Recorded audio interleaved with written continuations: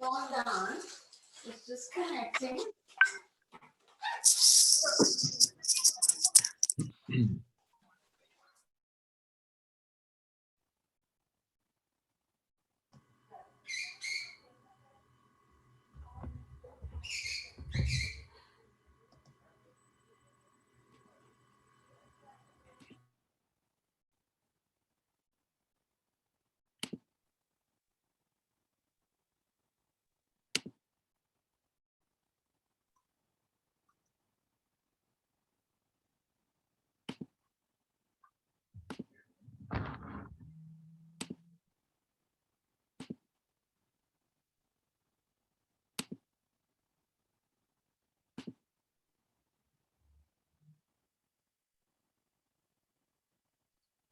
All right, I think people are still joining, but I will continue to admit as we see more people joining us. And I want to take this moment to welcome everybody to an immersive virtual live tour of Tel Mozan, ancient Urkesh in Syria.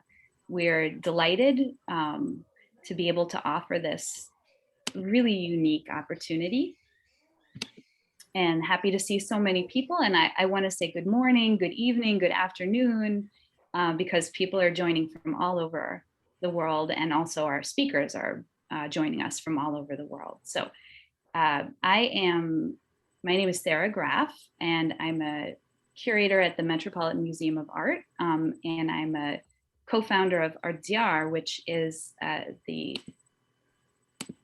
organization that's offering this tour. So at the end of the tour, you will hear more about Art Diyar from my co-founder, George Bata. And I also want to welcome my other co-organizer, Rada Soufan, who I see on the screen. We're really delighted. And I really will keep my remarks brief because we are going to be joined by Amr Ahmad from Syria, and we are racing against the sunset. So I also want to mention that there may be a few technical hiccups along the way because we are doing this live, but that's part of the excitement of something like this really unique direct connection with Mozan. I can't be seen. So, sorry, can you hear me? Can everyone hear me? All right, so I'm gonna ask, okay, great. I'm gonna ask everyone to stay muted. Okay. Thank you so much. I'm just gonna ask people to stay muted if you are not asking a question or giving a presentation. Thank you so much. So our tour today of Tel Mozan will be led by experts in 3 continents. And we'll follow the video feed and the commentary of Amr Ahmad, who is an archaeologist and a member of the Mozan Urkesh Archaeological Project based in Kamishli. We'll be joined by the director of the archaeological project, Federico Bucciolati, who's calling in from Berlin. And Iko, if you can just give a little wave so people can see, great.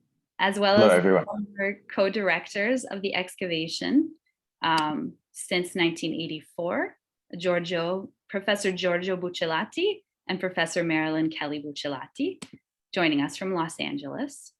We're delighted to have all of you on board on the Zoom. And I will talk for a minute about the connection between Tel Mozan and the Metropolitan Museum of Art in New York, which is where I'm calling from. Now, after the tour and after the sunset in the Jezirah, which I hope we'll get to enjoy, we will open the Zoom for questions for the archaeologists. So please save your questions till the end. And the whole event should last a bit more than an hour. So I would like to, without any further ado, get started and turn the mic over to Federico to orient us to the site of ancient Urkesh. Thank you, Sarah. And first, I'd like to thank Art Diyar and the Metropolitan for inviting us to present ancient Urkesh to all of you.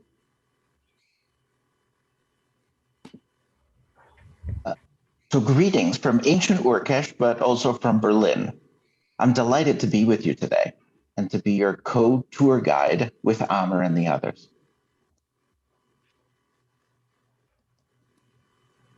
I'd like to say a few words to put the site in context. Ancient Urkesh, modern Tel Mozan, lies in the far northeast corner of Syria in the Habur region. This is a very rich area in terms of archaeology, but also culturally and in terms of agriculture. Here you see the site rising from the plain. In the background lies the mountains of the Turabdin, today in Turkey. The site is one of the largest in the region, covering over 120 hectares between the high mound and the lower city. I mentioned that the area is agriculturally very rich, as you can see here also in this photo. It lies within what is termed the Fertile Crescent, an area ideal for growing crops.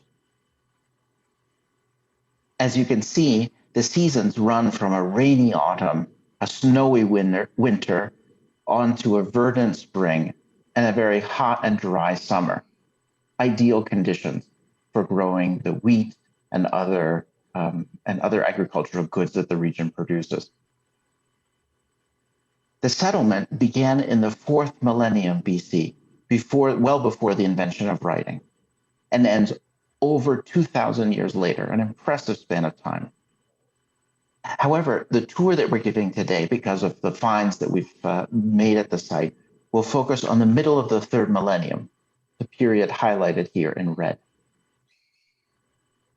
During the tour, we'll visit the underground sacred area, or the Abbey, the Palace of Urkesh, the great plaza which connects the temple terrace, and the Temple of the Lion. These elements are impressive individually, but really they're also tied together into a larger urban complex, spanning a good portion of the city itself. Our tour starts at the panorama, a vista point with didactic materials in several languages. From here, one has a wonderful view of the palace of King Urkesh. However, that won't be our first stop. Instead, the Abbey, which you can see here highlighted with a red arrow, lies just in front of the palace and is our first stop. This structure is a deep pit and was used in cultural practices over many, many years. After visiting the Abbey, we'll go and enter the palace of King Urkesh. This is a very impressive and monumental structure for a number of reasons. It's monumental in its architecture, as it extends over dozens of rooms which held the most diverse aspects of palace life. The palace is also monumental in its decorations. As we see here, one of the best preserved, a stone-paved courtyard, which was a large open space, which would have been truly an impressive visual impact on visitors to the royal court.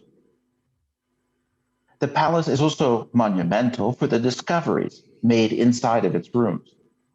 Here, seal impressions, which are a form of miniature art whose function one could compare to a signature today. These were found in one of the rooms, and they give us the name of a queen, Haram Agade, a queen who would have ruled immediately after Urkesh, for whom the palace was originally named. These seal impressions have these very few symbols that you can barely make out in the photo. But these symbols are spectacularly important. They give us the historical link between ancient Urkesh and the Akkadian Empire, which was the largest and most powerful political power of the time. This document shows that the kingdom of Urkesh was allied through marriage to the Akkadians, a very important link indeed. And you see here the ties over several generations, real and presumed, between Urkesh and Agade.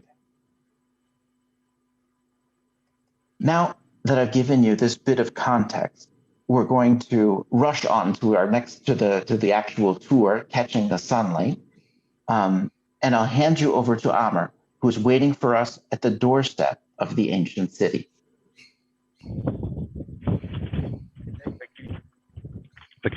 Hello. Hello. Hello, Amer. Hi, Amer. Hello, Eiko. I'm so sorry for my belated connection. I'm going to start this tour with you. First, I would like to say that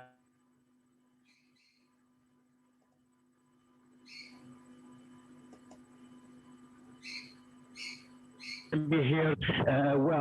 Welcome to Tel Mozan, the ancient Urkesh, the most important city in the third millennium before Christ. And in Arabic, بحب كل كل اللي هلا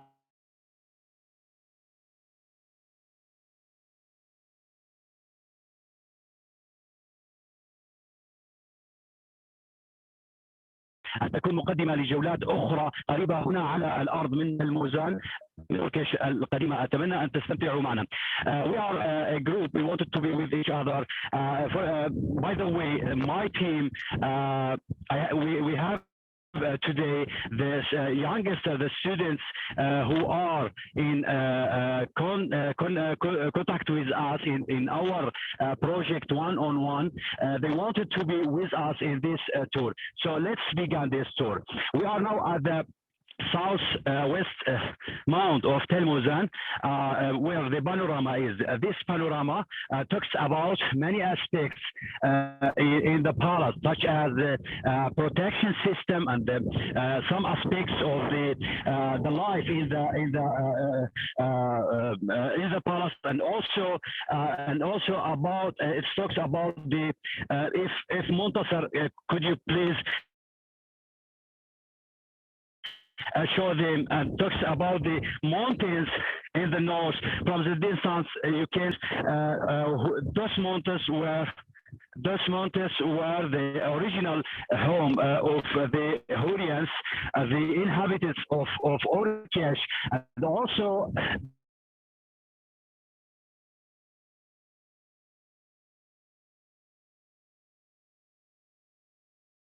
which used to build the palace. And also before us, we can see also the palace in the down, and also the stones used to build the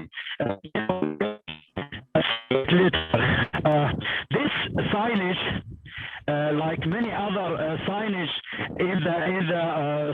are spread on the site, well preserved by the Urkesh archaeological expedition by one of the local workers. Hamadi, he is one of the local workers. Amer, yes. Amer, excuse me. We can't quite see the video. Could you maybe just check the video? We can hear you, but we can't see anything.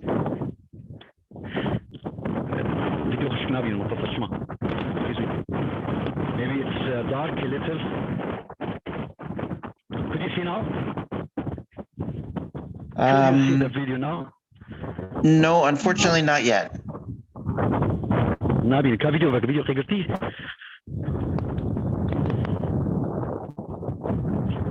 We have no problem there here. I don't know. No. Can you see yes, the palace yes. now? Now we can. Yes, thank you. Oh, okay. Can you see the mountains from the distance? Yes, okay. We can see them. Okay. We can see them very well. Thank you. You know, to his work, in addition to his work, is also interested to preserving the signage in the site. Hamadi, كيفك? How are you, Hamadi?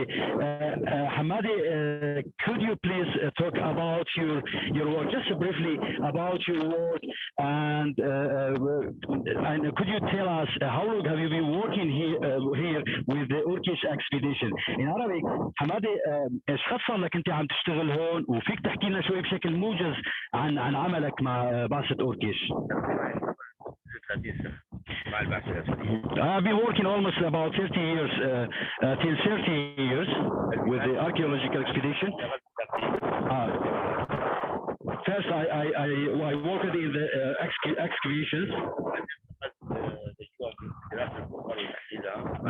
Then I moved to work on potteries with Professor Merlin Kelly Buccellati in analyzing and studying the potteries. وهلا اشتغل بتلزيق اللوحات يعني اوراق على اللوحات وتنظيم اللوحات. And now I currently I work in arranging the panels, the identification panels, and as we see now in the panorama, and then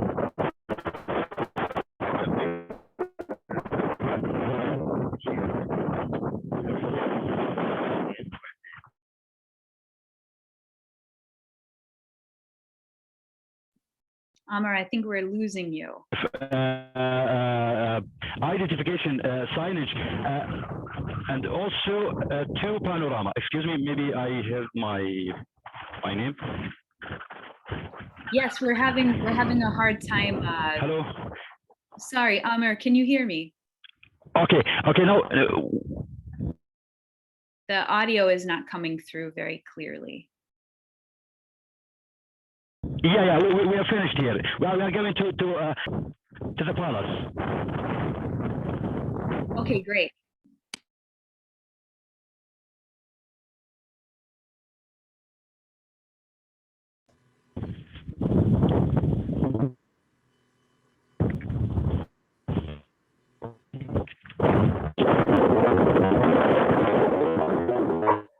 Hello. And the students are now walking down from the hilltop where the panorama is down to the Abbey and to the palace. And first he'll stop at the Abbey, which is a necromantic pit right next to the palace, but was built before the palace. And it is a pit where the deities and also spirits of the netherworld are called. And it's a unique in Syro-Mesopotamia, because we don't have any other large, deep pits in any other archaeological site. The Abbey is the name in Hurrian for this type of pit. And we know about it from Hittite ritual texts, which are heavily influenced by Mesopotamia, by Hurrian religion. And Federico showed you a view at night from the Abbey. Okay, here they are at the entrance of the Abbey. You don't see the entrance, but yeah, he's going around there to the Abbey. So hopefully we can connect with Amar now.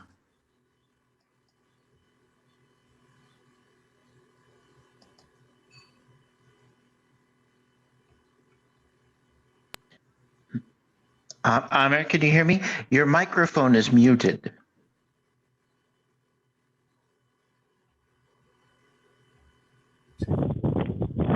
Yes. Okay. It's good. It's good now. Yes. We are now beside. Excuse me. We are now beside a unique building. It's called Abbey, as it was called in the Hurrian language. First, the excavators was thought that this building is just a well, but what was discovered with animal bones, such as beheaded puppies, pigs, sheep, goats, made them suggest the idea that this place is one of the most important places in dedicated to perform some of the religious rituals. It was not discovered, as Professor Merlin said, it was not discovered in the other civilization, for example, Sumerian and Akkadian. And this structure was not visible as the protective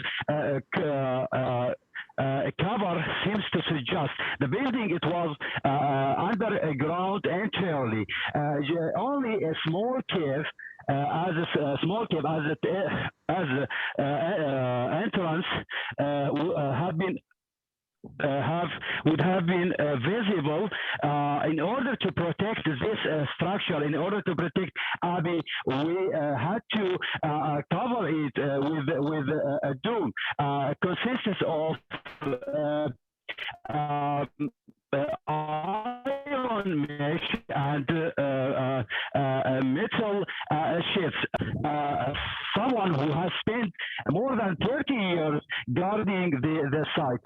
So let's go down and talk to him and see the Abbey from the inside.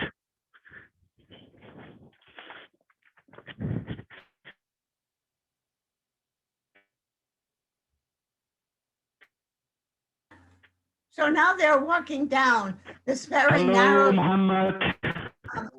into the Abbey. We are very sorry. It's like, no, yes, we are inside the Abbey. We have someone, Muhammad. We can ask him some question. Muhammad, how are you? And could you please talk about your work with the expedition? Muhammad, كيفك وفيك؟ أنا اشتغلت مع البعثة الأمريكية في 87. I've been working with the expedition since 1986. وبعدين صرت عندهم الحارس صار أهمية أكثر يعني كنت أشتغل أكثر. I worked everything with them. وحافظ على يعني أشيل الحشيش والأوساخ من خارج الموقع. I've been working in preserving the site, such as removing weeds and throw it out of the site.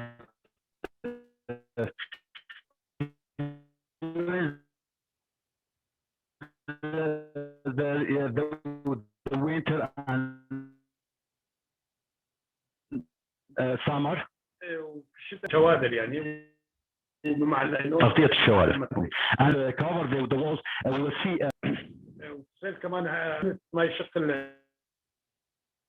الجدران يعني. And also I take care of these curtains to make sure that not be opened and made some abuse to the walls. Now I thank you for everyone and for all my colleagues. جيم وشيرين. اللي كانوا يشتغلون معنا هون وكان نزلوا تو كمعبد يعني هنو نزلوا بالدين. He talks about James and Sharon, the first one, and get down to this pit inside the Abbey. He says hello to him. Thank you so much, Muhammad. We have another thing. We have to go and take a look. We have a palace. في القصر فوق يعني اوكي let's go to the palace.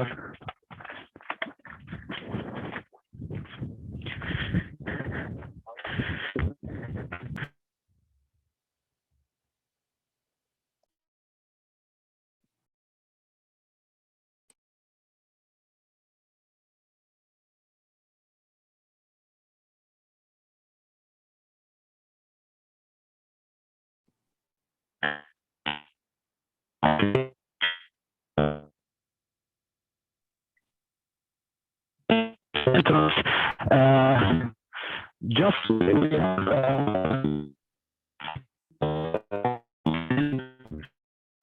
So we're having those difficulties again with the microphone. In the wall. The audio is not coming through. Recording. But the sunset is beautiful. We can see the sun setting in the distance, and I hope we'll get a better connection shortly. It's part of the risk of doing it in real time. We could not record it. The idea now was to enter the palace, and eventually we will. we are entering it actually not through the main entrance. والله زنقواتكم يعني.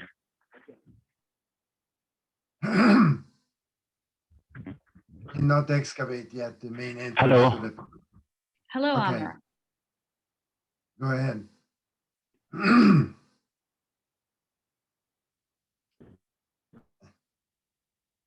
Continue. The video is frozen and you're not coming through clearly on the audio.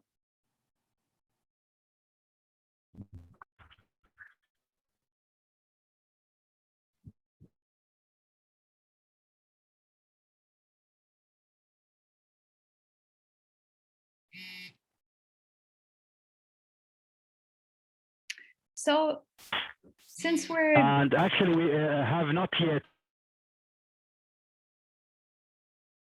So we're having a bit of a connection difficulty. So I think now would be, we can take advantage of the moment to, let's see, I hear Amr.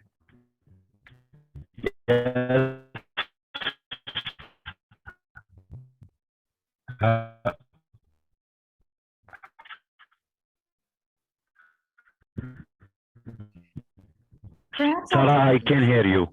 Amr, can you, okay, how is the video? Because we can take this Yes. minute to show a pre-recorded. I'm going to continue. Okay, but we can't see your video. Okay. So Amr, I think we're going to take this minute to show a pre-recorded video, and maybe we will try and work on the technical difficulties on the I ground. hear you well. Ah, okay. I hear you well. I can, Sarah, I can continue. Okay, wonderful. We can now see your video feed. Yes, we are now going to enter to the palace. Actually, we have not yet excavated the engine entrance. The engine entrance just we have make an opening in the wall just to enter to the palace. This palace is known as Turkish Palace. It was built in 2,250 years, 50 years before Christ. That means this covered wall with curtains to more than 4,000 years ago. And what was discovered of this palace was only or mostly the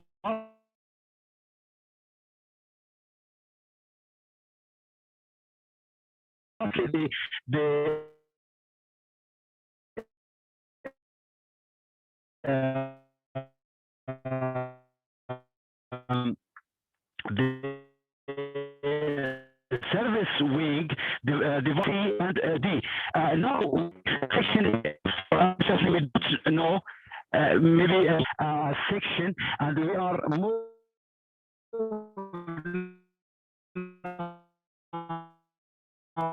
we're moving to the another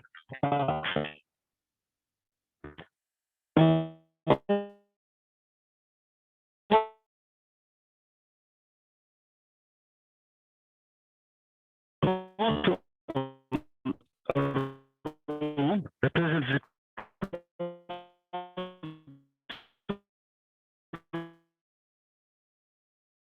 the room in the palace, and we are going to the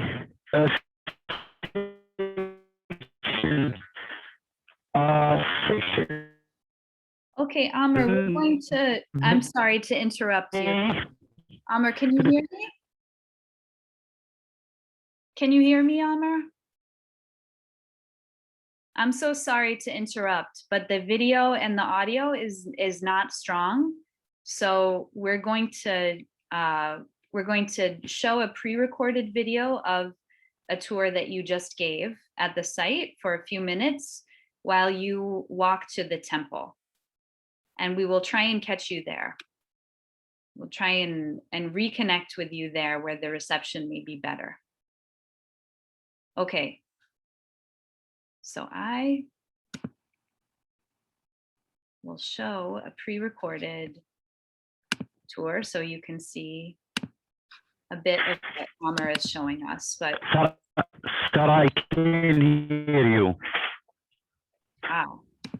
Okay, Amr, if you can hear me now, we're going to Inside the take kitchen. a break and Yes. show a pre-recorded Yes, I hear you video well. while you head to the temple. Yes, I hear you well. We are now. Okay, we'll show the Yes. pre-recorded video and then we will meet up with you again at the temple. Okay, we are going to the table. Okay. Thank you so much. Thank you. Okay. Thank you. Thank you. Thank you.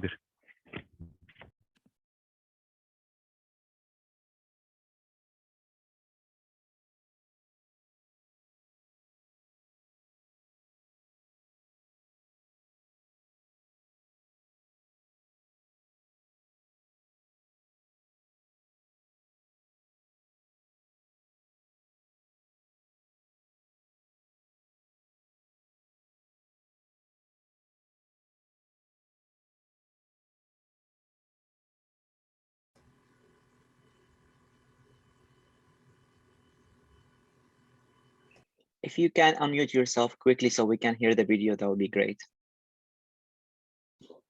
Oh, I'm so sorry. No, all good, no worries. Okay. Thanks for letting me know. The queens Oknitum and Taramagadi, and even the cook Toli and the nurse Zamina, we knew about them through the seal impression belonged to them. So we can go inside the palace. This palace was only what was discovered from this palace is mostly the service suite divided to four sections: A, B, C, and D. We are now before the section E. This is the section E. Unfortunately we don't know the connection of this section. We can go and enter inside the palace just to see the other sections. And now here, as you see the curtains, how protected the wall. And now here in the section C, the control room in the palace represents the control room in the palace. So we are going to another sections here.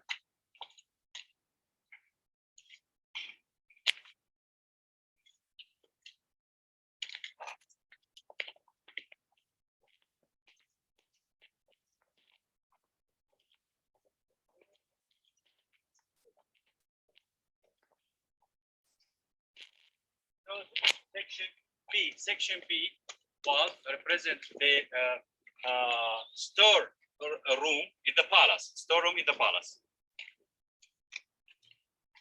Then the last section is D.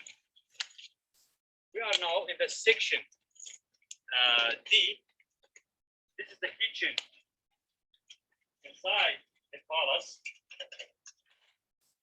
This is the kitchen. And now, this open the curtain. This is the kitchen and section D. And what you see, and you can see the very ancient wall. It's well preserved.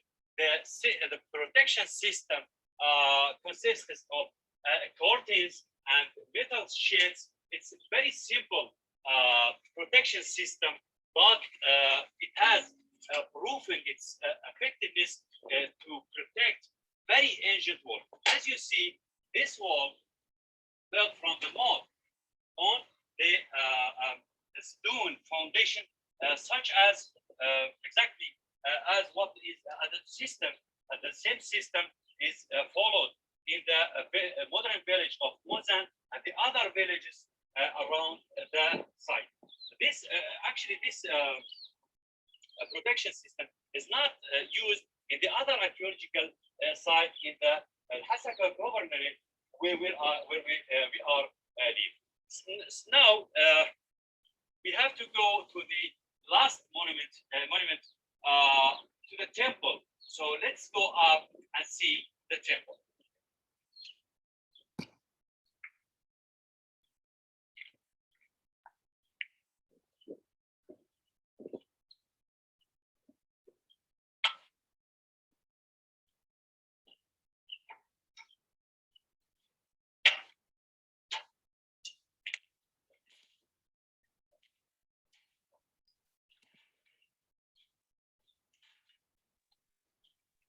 Well, it does not look too palatial with all the curtains, but the whole point of this very modest system has been to protect the mud brick.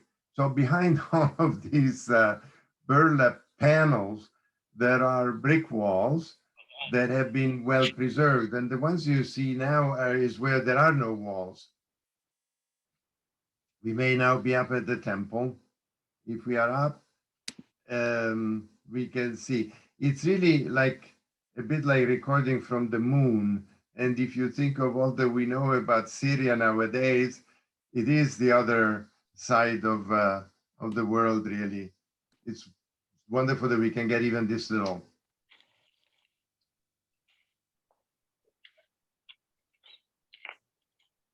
So now we're passing the Abbey again and going up this modern staircase that we made for visitors to the temple, which is on the highest part of the mound. You know, you must know that even for us, it is the first time after 10 years that we walk up the tell in this way. So we are all sharing in an experiment, really. And you must, if you keep thinking of all the other news we have from Syria, to see this is in some ways encouraging, especially seeing the young people walking up and identifying with their past. The temple that we are seeing now is really a very remarkable example of early architecture. You also get a sense of the size. So it's a huge tell, really. And if you think of the antiquity and the fact that it was all connected as one single monumental complex, as Federico showed at the beginning, you get a sense of really of the space. That's what we are getting out of this. Amer is now going to climb up to a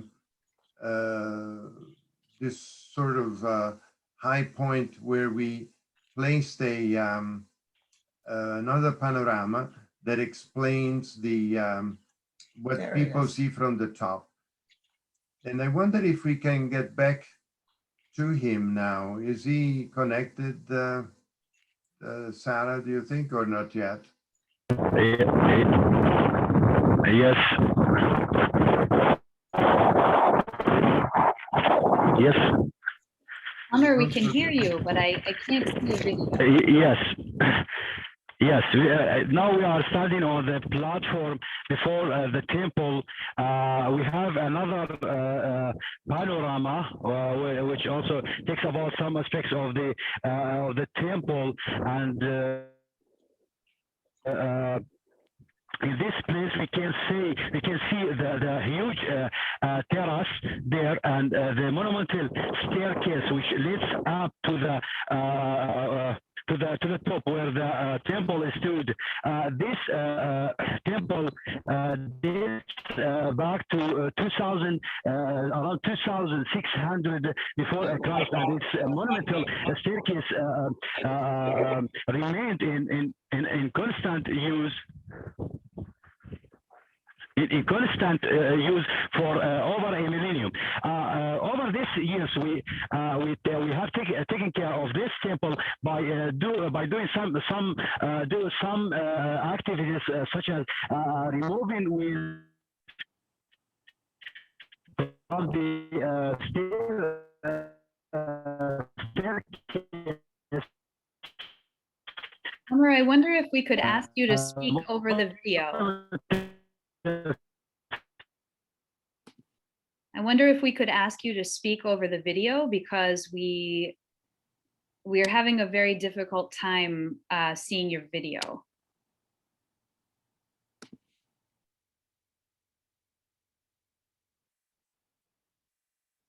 But I hope everyone can see this video. This is Amr at the place where he is now. It's just that we can't connect with him.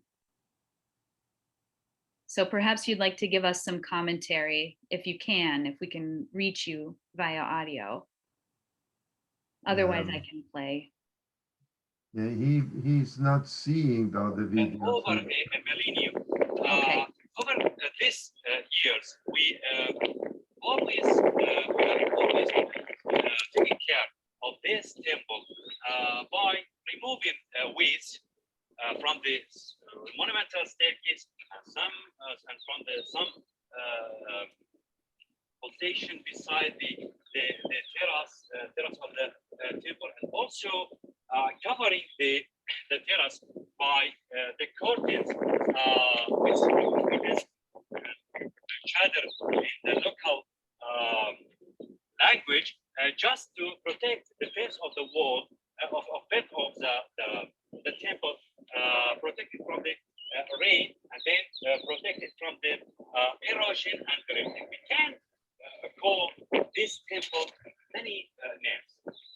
We can call it the temple of Komarbi. That's because we think that this temple was dedicated to the god of Syrian, Komarbi, the father of the gods in the area, and he was roaming in the mountains from the distance in the north. You can see these Muntasar. If you can show them the mountains from the distance,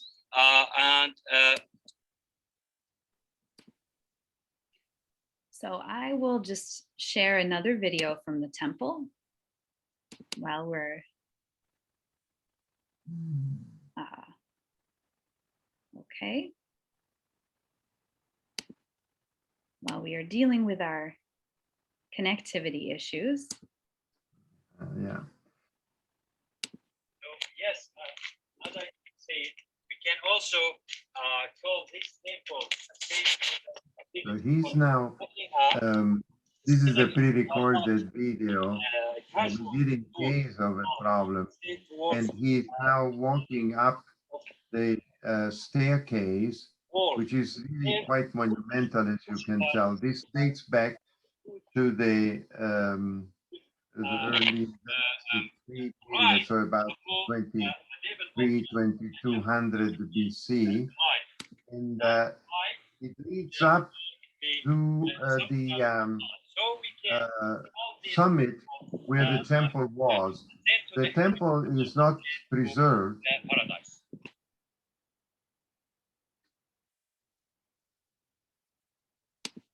Okay. Well, unfortunately, we're really getting the worst of all possible cases in terms of connection today. It just does not work. We're in the hands of the god of the temple. That was Kumarbi, and I guess he's too shy. He does not want to be on public view, so he's preventing us from showing here. So perhaps we can go back to the third video that he pre-recorded of the temple itself. Sure. The idea was initially, and we'll still have it, to show the connection with the Metropolitan, because at the very entrance of the temple, there is a sort of stone, we will see it now, a stone entrance, like a little slope. And it is from this entrance that we think the two bronze lions were excavated long before our excavations. And they ended up, one being in went to the Louvre. Here we are at the top now. And there's Ibrahim, who is one of our older friends and archaeologists who excavated at the site, is standing on top of this stone entrance to the temple, from where we think there was the foundation box excavated long before, as I said, our excavations. And from there, the bronze lions came that were then purchased, one by the Louvre and the other by the Metropolitan. And in a moment, Sarah will show us the one of the Metropolitan. So one goal of this whole experiment was to bring back Kumarbi to his home, where because the bronze lions are the dedication to the god of the temple, who was precisely Kumarbi. That's the Hurrian name. That's just where Ahmed is standing now, is where the foundation box would have come. The walls that we just saw that Ibrahim was pointing at are reconstructed. We only have the foundations, the stone foundations of the temple. And we reconstructed them with mud brick, leaving it exposed without the protection of the burlap that you saw earlier in the palace, as a test to see how the weather would affect them without protection. It's very unfortunate that we just could not keep the connection going. And we are really in the hands of well, I guess of the gods. The still do remember that we are in Syria now, and to see Amer speaking to this, the young girls, as you said at the beginning, are part of a school project where we linked them to their counterparts so far in Italy and in Greece, and we are now expanding it elsewhere, including the United States. So it's really a way to keep the future generations involved and integrated in their past. I think with this, probably we can close it, unfortunately, unless Amer can come back on for a goodbye and go on to Sarah's presentation of the Met Lion. Well, we can hope that we'll be able to reconnect with Amar. I see that he is he's trying to reconnect. And Yes. oh, wonderful. Okay.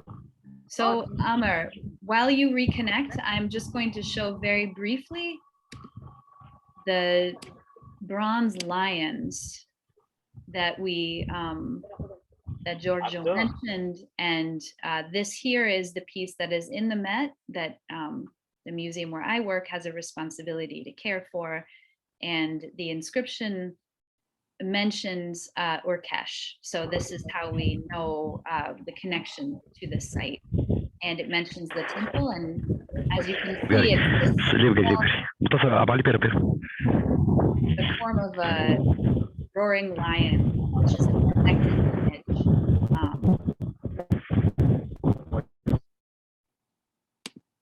And then here I show you the piece that's now in the Louvre. So both of these likely came from the temple at Urkesh and were buried underneath the foundation to protect it and to sort of nail that foundation down in the form of the pegs that the lion's lower bodies take. But this ferocious, snarling lion that's really very lively, and I remind you, this is over 4,000 years old. This was an innovation that seems to be characteristic of the North and of this region in this time period. You don't see this form elsewhere. You see foundation pegs that are buried underneath important buildings to give it this divine protection and grounding, but you don't see the form of this very wonderful lion. So this is unique to Urkesh and is a really extraordinary, wonderful, wonderful piece that tells us a lot. It gives us this little glimpse into the supernatural religious world of Urkesh 4,000 years ago. So with that, I'm going to turn it over to I'm going to try and turn it over to Amr because I can see that there is video showing, and maybe we can return to the site of the temple and just close it out there. It does look like we have daylight, which is great. So perhaps, Amr, if you're ready to unmute and Yes, give us a final, thank you so much for joining. Maybe you can say a final word about the temple before we end. Yeah. Yeah.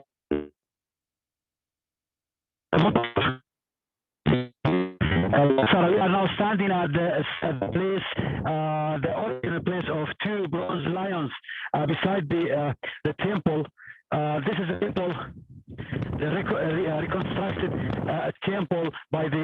It was reconstructed by the Urkesh archaeological expedition, and we can see here the offering temple here. I'll return to the now we have other worker, Brahim Khallo, who is the photographer of the expedition. That's I don't know what I can say. Unfortunately the connection interrupted when I came here from the temple to here. Finally, I would like to say thank you for everyone, and in Arabic شكرا الكلمة معنا مني لكم أجمل الأماني، وعلى وجه الخصوص مجموعة أرض الديار بتمنوا تكونوا معنا بهذه الجولة. للأسف انقطع الاتصال في أغلب الأوقات، لكن أتمنى أن تكون هذه الجولة كما قلت في المقدمة أن تكون مقدمة جولات أخرى قريبة هنا على الأرض في موقع الموزع. Thank you so much and goodbye. Thank you so much, Amr. Thank you. I am so grateful that you stuck with us, even with all the difficulties. And we can see a beautiful sunset, even with a poor connection. I think it's a real gift to be able to see the sunset. Yeah, in a way, it was a disaster. And in a way, it is not, precisely because it did not work the way we had intended it. It showed all the life that is behind it. The enthusiasm of Amer and all the people involved, I think, speaks volumes. And that is, in a way, what we wanted to convey. The life that is behind this ancient city. You know, it's an ancient city that is very much alive because of these young people who are identifying with their heritage, with their past. You know, remember, we have been absent from the site for 10 years, and yet it's as if we had been there all along, because of the synergy that we have had with these people, keeping the site alive throughout this very dark period. The sunset and the light of the sun that's still showing now is very promising. And we are very much looking forward to going back. And we hope that all of you, instead of having to speak through the chat line, will come and speak personally to all of us at the site in the near future, inshallah. Inshallah. Thank you so much. I'm so grateful to everyone for their flexibility and sticking with us. And I think we're going to take a few questions. So I see that we have one hand raised. Thank you so much for raising your hand, Safo. I'll ask you to unmute and ask your question. And then if anybody else has a question, feel free to type it in the chat or to raise your hand. So go ahead. Yeah, thank you. First of all, thank you so much for planning and organizing this. As a young Syrian who grew up in Syria, I feel like a little bit of guilt not have the chance to visit this while at home. And I think it was a real proof that the gods are protecting the temple by not letting us see it live. But my question is how the exhibition worked on protecting the temple the way it is right now over the last 10 years with the locals on the ground for sure. Great question. So I'll turn that over to Giorgio and Marilyn or to Federico. Yeah. Iko, do you want to answer? There I am. Yeah, hi, thanks for your question. So the temple is mostly, what remains is mostly stone, because it's one of the highest, it actually is the highest point on the site. And so the remains of the temple itself are stone and thus need relatively little preservation. What you maybe have seen are modern mud bricks, which we have placed where we knew that the walls were. And we raised it up as a sort of a visual aid to understanding the relationship between the plaza, the temple terrace, and the temple on top.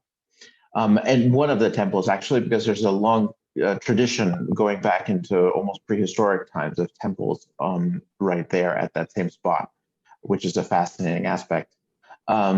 Whereas the palace, though, has that protection with the burlap and the sides, which allow both protection from rain and snow, as well as the burlap allows the walls to breathe. And so the walls, to some extent, were excavated more than 20 years ago and are in excellent shape, the mud brick.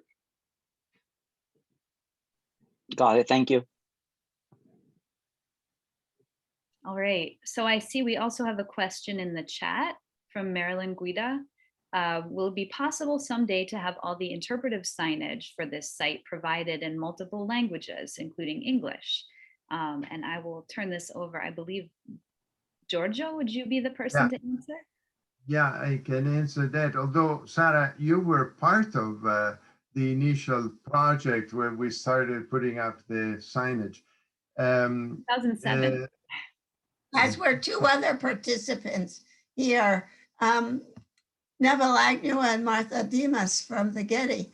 They helped us very much with the ideas of preservation of these mud brick walls, and also with the idea of reconstructing the mud brick on top of the stones, which Federico, of the temple, which Federico mentioned. So to answer the question about the signage, well, we keep looking at the sundown now that it's fading with a splendor, the whole connection. Anyway, the signage is available on the website of Urkesh. And if you send me an email, I can send you the link, although you can find it easily, urkesh.org. It is about 400 pages, actually, 200 pages. And it's at this point in English and in Arabic. We have a shorter version in Kurdish, and then just a flyer in some other languages. But it is available, and idea is to keep it up to date. The whole setup is very modest and simple, as you saw. It's essentially printed pages within metal panels. But the advantage of it is that it can be updated very easily. And as excavation will continue, there will be a constant rejuvenation of this signage. We like to call it the book, the site as a book, because instead of giving a guidebook or a printed book to visitors, we have all of these signs set up in different places in front of what they are actually seeing. And there are different degrees also of detail. Some are very detailed, which are also of interest for scholars visiting the site, and others are more general and introductory. It's so nice. We're seeing the full 360 degrees from the top of the site. So thank you, Amr, for the camera work.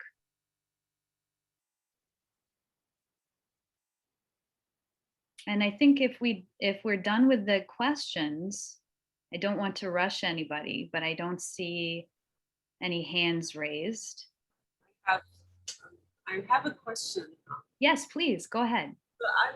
I'm looking into this, like I'm a mother of two teens, Syrian teens, and we're obviously displaced and far away from homeland. And I was thinking, how can we, I mean, like if you bring the teenagers to such like videos, they might not be very interested as we are, as myself, you know. How can we transform this far away experience into an educational, interesting experience to Syrian youth specifically, who are like, in the school, who now are being raised far away from homeland. And this is like a very important project to them. So, I mean, like, I'm just looking into this project from this perspective, as well as from being like, I have this knowledge of museums and arts. So if there is any possible project in the future. Yeah, it's so important, really. And I love how at Mozan, there's this focus on the young people, connecting the young people with their heritage. So I think your question maybe is more practical, which we can speak about separately, like in terms of your teenagers. But maybe I can ask Federico to speak about the general sense at the site for the connection with young people and how to foster that heritage. Sure. So one of the most successful outreach programs that we've had has been what originated as a school project where classes of from the local communities, either from the village itself, but primarily from the school system in the nearby city of Kamishli, they would then talk to the community, to a school in Italy is where we started, and we were expanding it, as was mentioned before, to Greece and to the United States. This has been, because of the pandemic, then it's moved on to a one-on-one connection between individual students who are interested. And the teachers are encouraged to include it into their curriculum for the school program. So that when it was the right moment in terms of history classes or things like that, then what really functioned well was this idea of talking to stakeholders. And it wasn't just a one-way thing. It wasn't just the Syrian students who were explaining to the schools from Italy, but it was really an exchange. And so the Italians were encouraged to bring something from their communities to show then to the Syrians. So it was really a dialogue about what the past means. And there were some really beautiful, this was actually mostly for preteens, was the group that we were talking with, but there was also a great sense of the role that grandparents play in bringing children to these sites. And it was really some very moving moments of sharing of culture between the school groups. That's wonderful. Yeah, I mean, I'm just trying to think about the displaced Syrian youth, because right now we're thinking about, like, if we're thinking about rebuilding Syria or trying to preserve those sites and try to educate those teams to become maybe archaeologists, museum professionals, or art historians, we need to build some kind of connection. That's very important. And I think this is, like, for me, I'm so fascinated with these videos and being part of this session. But I'm looking into how, I will be happy to help or assist or do whatever with my experience. How can we develop a connection between the Syrian youth who are displaced either in the United States or Europe, and connect them to the homeland and building some kind of programs? I don't know, I'm talking about this just because this is our Didyar and because it's more focused on, the connection to homeland. So I was just like, this is a question. We don't have to answer it right now. Maybe we just think about it. So, thank you so much. Thank you. Thank you. Yes, thank you. Thank you. It's an important question. That is exactly what we intend to do with RTR, is to maintain, develop, build those connections. So you're quite right to bring that up.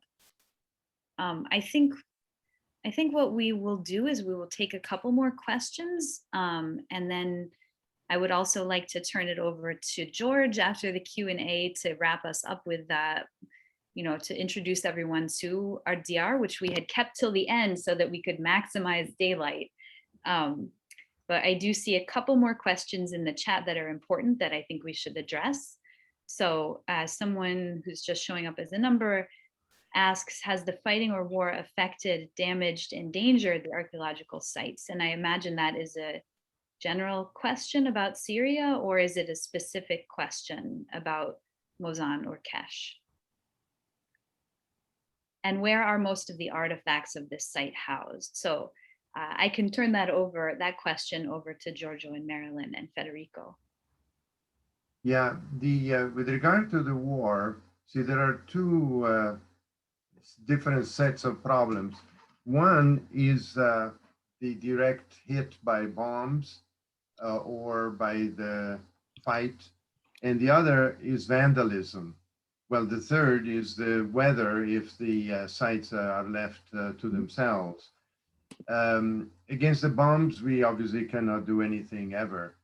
But against vandalism, the kind of program that we set in place has been extremely effective, because all the people involved, we have 5 different major ethnic groups in the area, and they have all become very identified with Urkesh as being all of them. And so in a sense, as unified, it's like a social glue. The site has become like a social glue for them. And they are the first ones to protect the site. So there hasn't been a stone touched at the site, and there would never be any vandalism at all. The third thing, which is weather, is what we protect with those, with that very simple system. It's a very simple system, and some of you may perhaps have felt dismayed looking at it because it's not particularly impressive. But what is impressive is that it works and that it's sustainable. See, think of it, 10 years of war. Had we had a very technological thing in place, we would not have been able to maintain it. Being so simple, those little tears that you might have noticed in the burlap can easily be patched and sewed together. And they protect the mud brick from the weather, which means the rain, the snow, as well as the heat. So the protecting the site is the first, and conservation is the first step to showing people that we archaeologists in the first place recognize what I call the dignity of the finds. They have their own dignity, which we must not abandon. And so by doing that, the site is really protected, even in the time of war. So that's the first question. The second question was about where are the objects stored. The major museum where the objects are at the moment in the museum, well, I don't know where they are. They were in the Museum of Deir ez-Zor. They were moved at the time of the war, and we don't really know where they are, but presumably saved some other place. Hasakeh, which is the provincial capital of the area where the site is located, was in the process of building a museum, and it was practically finished just before the war, but there was not enough time to bring the material there. Eventually, all the museum where the material will be there. At the expedition house, on the other hand, we have a very large storage area where we keep all of the artifacts, including the sherds, of which we have about 500,000 now stored, and half of those, more or less, have been analyzed. So we give very great importance to the storage of the non-museographic objects. So I think that probably answers your question. Again, you should come and see it at some point, inshallah. Yeah. we will all go back to see it. I'll add one thing to the sort of how it affected us, and that is the brain drain that the war created. That people were leaving, have left the region, and that has also directly affected us because some people came as refugees from that area. Staff members who had the possibility or needed to come as refugees to Europe mostly, and so that has been something that has been sort of a challenge for us. However, I must also say that it's been wonderful to see the resilience of the region. Not only the resilience of the project in meeting this crisis, but also of the region. Several of these people, Amr himself, are people that we either didn't know or barely knew 10 years ago when the last time we were there. And the community that we had built was able to integrate new members and to try to bring in new competences to replace the ones that were lost. And the second kind of parallel point to this brain drain is also the contact with the Syrian colleagues. There are a large number of excellent colleagues, archaeologists working throughout Syria in the universities and excavating. And we have not been able to invite them to conferences unless over Zoom. And we have not been able to send them, books. And they have not been able to access many of the resources that they would normally have apart from this, outside of this moment of crisis. And so that has also been really a challenge for the research aspect of the project. I might also add to that, apropos the brain drain, the young Syrian students, doctoral students. We have one student, Yasmin Mahmoud, just finished her PhD in Pavia in Italy, but she did it all from Damascus. She really did not want to spend time in Italy, and she was able to finish a super dissertation, just a wonderful dissertation on on the figurines. Amer is now going to be a doctoral student in Budapest, but he too wants to remain in Syria. So it's an interesting dimension of this brain non-drain, meaning that there is really a synergy with our universities, but without draining Syria of their immense resources. I'll just mention one more thing. We had a similar course, except it was not, we didn't have the connection disaster because it was just with, for a few minutes with Syria, but a course for Syrian students interested in heritage organized by the Sant'Agata Foundation in Italy. There were 70 students from Syria who took part in the course. All of them extremely dynamic, active, lively. It was a wonderful interaction for us to be talking to them. And they were all in Syria. So that too is indicative of the resilience, as Zico was saying, of the Syrian young generation, which is really the best promise for the future of Syria. Well, that seems like an excellent note for us to end our Q&A session on, and a perfect transition to my co-founder of Ardiyar, George Bata. If I can ask George to just say a couple words about Ardiyar and what we intend to do with the program. Thank you very much, Sarah. Thank you very much, everyone, for this event. As Kim mentioned in the comment, despite the technical difficulty, we felt very connected to this, to the site, to the heritage, to the culture that we walked through. Thank you very much for all the speakers. I would just like to talk a little bit about Al-Diyar, because as a Syrian, this is exactly what we're craving. This is exactly, as diaspora in America, in every part of the world, this is exactly how the idea came to life with Sarah, with Kim, with the Met. We wanted to find a platform for people like me, but also people who are interested in the Middle East, who are interested in archaeology and in the heritage of that part of the world, to talk, to discuss, and to also reflect not only on the archaeological aspect, but also how on our identities, on how can we how can we absorb all the our new homes, but also remember our homeland, and think about it, and think of our role as youth and as young people who are very set on rebuilding Syria one day, but also to have this forward-looking thinking about incorporating and valuing and appreciating the civilization and the history of the place, and to honor that history and to honor that heritage.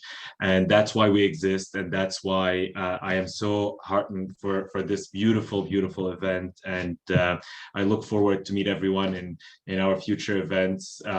If you're interested in learning more, we're very intimate in the way that we structure this. This was a wonderful opportunity that we didn't want to pass on, especially for the generosity of the speakers and from all over the world. So we don't have a website yet. We don't have, but if you're interested in learning more, you can.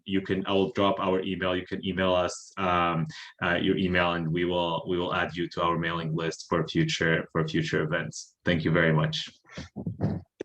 Thank you so much, George. I just want to close with enormous gratitude for our tour guides, for our wonderful speakers and experts, archaeologists sharing their knowledge, but also their deep concern and care for the work that we are all doing as invited guests in Syria, or as Syrians preserving our homeland and culture. And it's really a gift to have this moment for us to all connect with each other and to get a little glimpse into